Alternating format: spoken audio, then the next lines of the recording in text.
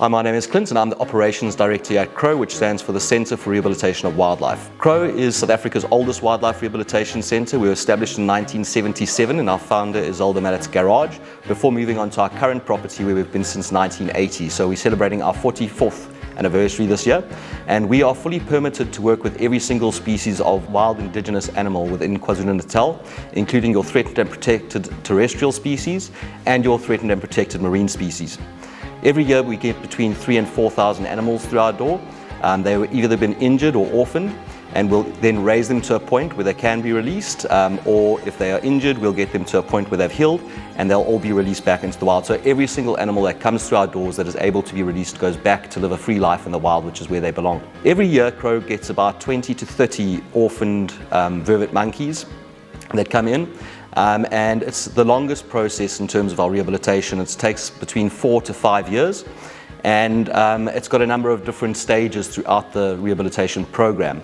So they would come in, they would then form a troop between all the babies. If we do get any injured adults that can't be released back to their troop, they would be integrated into the troops, and we need to establish that dynamics and the hierarchy within the troop in order to have a successful release down the line.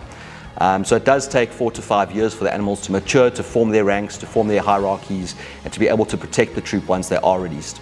The final stage, which is where these cameras have been placed, is in our KT enclosures, and that's the final 2 years of the rehabilitation program, where the animals will have a more natural environment. It is in the furthest corner of our property. So there's very minimal human interaction or any human movements, and that's to rewild them as much as possible. You'll see we also put fresh branches in often, other enrichment programs.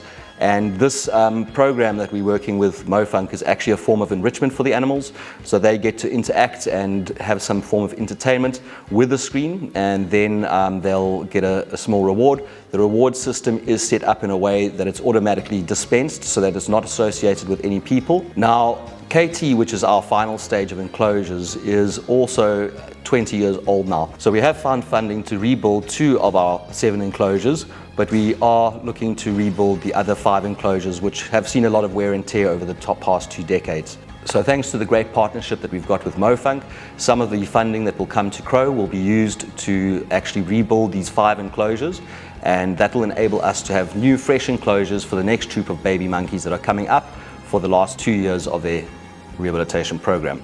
Now, as I mentioned, the rehabilitation program is a 5-year program, and because these animals have been in a captive environment for a while, we find very large protected areas. In fact, the last protected area we released was up in northern Zululand. It was a 40,000 hectare reserve, and the vervet monkeys were released onto that property far away from human civilization.